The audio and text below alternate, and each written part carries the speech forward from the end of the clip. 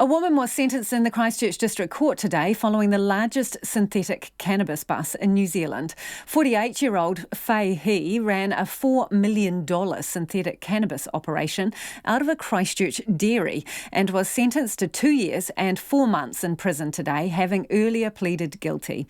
During sentencing, Judge Stephen O'Driscoll said the 173 kilograms of synthetic cannabis that was seized by the police was the largest ever found in a police operation.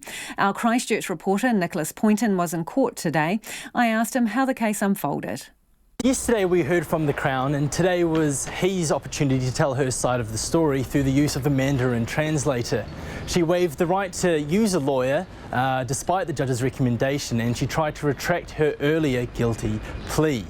As she came in, she was wearing a silver sort of satin jumpsuit with some words on the back which said Operation Sin, Protect Our Lives. That was a reference to the police's operation into the drug ring that they say she was orchestrating.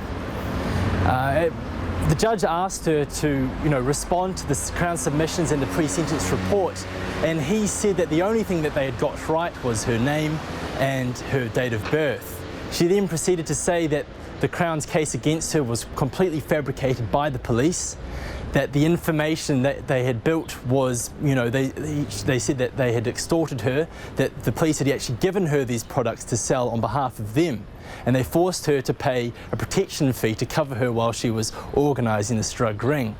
He said that she had no knowledge and had never met the other two defendants before. She also said that the products that were being sold was a Chinese herbal medicine. Well, that obviously is an interesting story on her part. So what was the judge's response to it? Well, the judge dismissed all of He's claims, saying that she had no evidence to back up what she was saying, and by denying that the circumstances of the case, it was just her way to try and save face. He said he was the principal ringleader in the case and that she was involved in an effort to make easy money by preying on people who were vulnerable. The claim that she was selling Chinese herbal medicine he rejected, because he said most people who are selling Chinese herbal medicine do not try and hide the fact they are doing so, nor do they sell Chinese herbal medicine in car parks or other clandestine meetings. He also made a point that people who sell Chinese herbal medicine do not do so armed with guns. Yeah, so just on that point, she was claiming, was she, that this was, well, it was a herbal medicine, some kind of traditional remedy? Was that what she was saying? Yes, that's what she was saying. That's what she told the court yesterday and today, that it was a herbal medicine that she had imported from China. It's incredibly popular, especially for a lot of the Chinese community that's living here in New Zealand. But that claim was refuted by the Crown. And while she claims that she doesn't know any of these other people, there was this evidence that they were back and forth communicating with each other? That is correct, yes. There was extensive text messages using the messaging app WeChat between all three of the parties. And so when the sentence was handed down, this 2 years, 4 months in prison, how did she react? Well, he didn't say anything. She silently accepted the verdict and moved through into another room afterwards.